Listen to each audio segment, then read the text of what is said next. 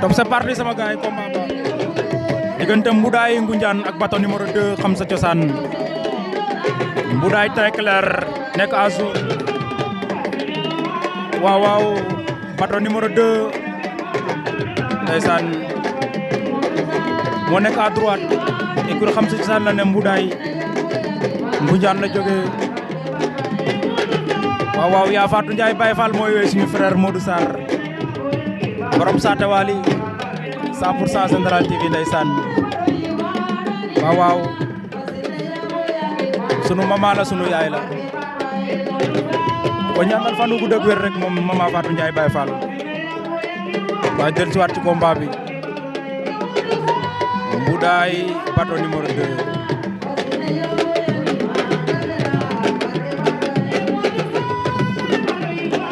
ndeysaan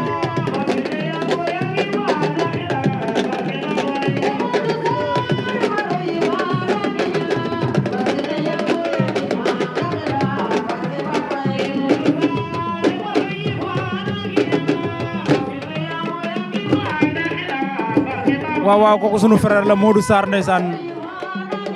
di rakk ci Pape le général borom Général TV waaw ndeysaan del ci waat ci combat bi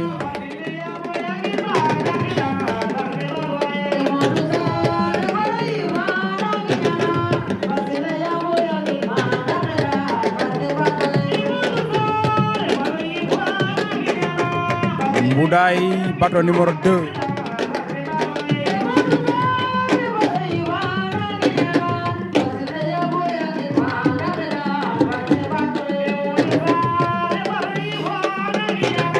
waaw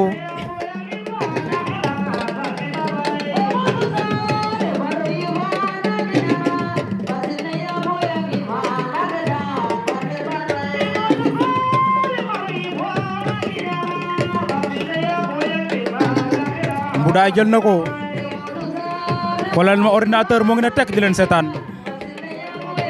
waaw ordi national ndeysaan waaw Mboudaay Bato arbitre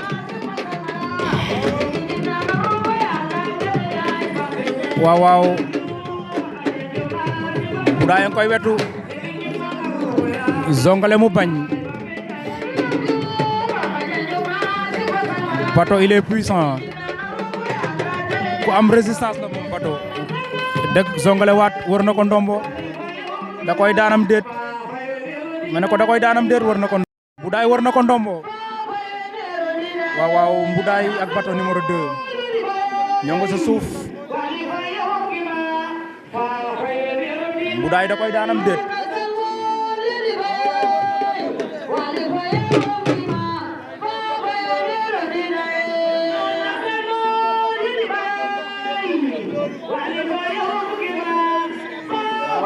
Mboudaay ñoo ngi sa suuf wër ndombo penalty lambu la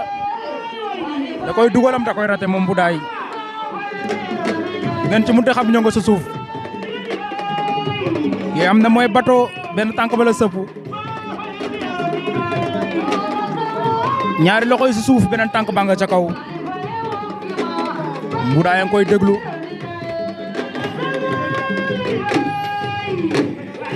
waaw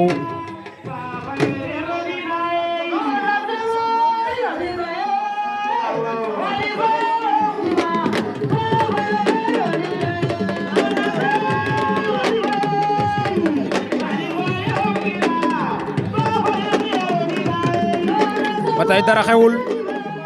1 minute 15 secondes si wër ndombo bi nee naa leen Bato ku am résistance la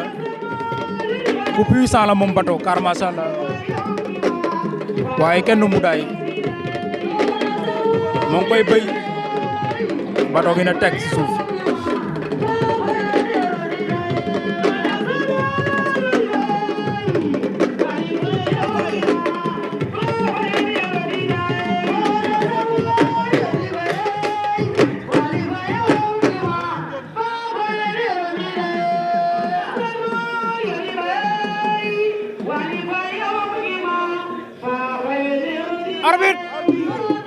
arbitre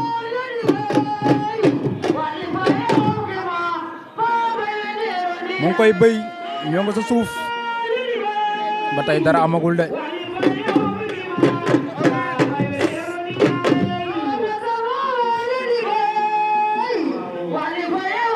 deux minutes 18 secondes si wër ndomb bi.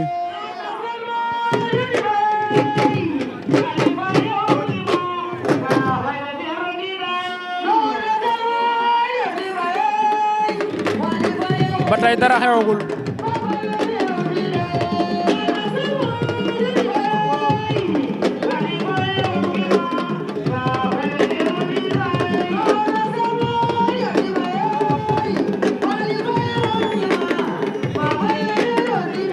Mboudaay nga koy bëy Mboudaay nga koy bëy li ma leen waxoon rek danaa leen kii di Bato ku résistant la ku am résistance. arbitre atte na combat ba 3 minutes lañ def si suuf waaw 3 minutes lañ def si suuf arbitre sifflé na combat ba.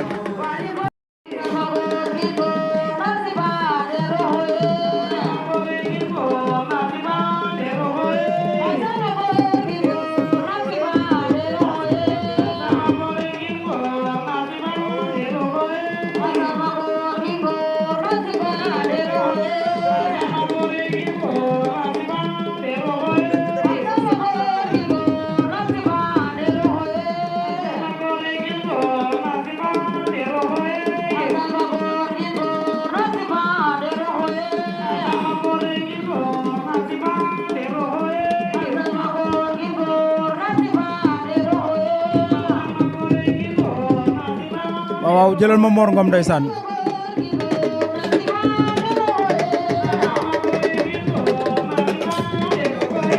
Bato koy zongale taxawaat.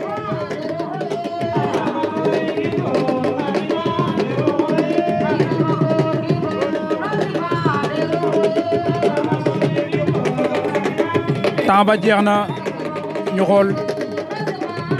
déglu arbitre ñu concerté wu. arbitre yaa ngay concerté wu déglu arbitre lu ñuy wax. waaw dem na ci benn sis ba ñëwaat na ci keneen ki.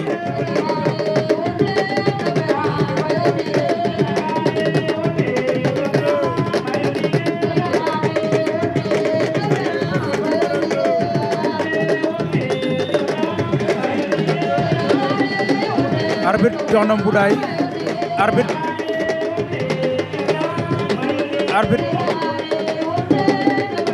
jox na Bato numéro 2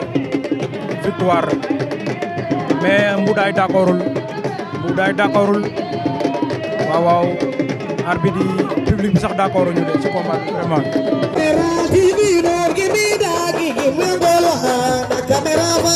General TV, give me the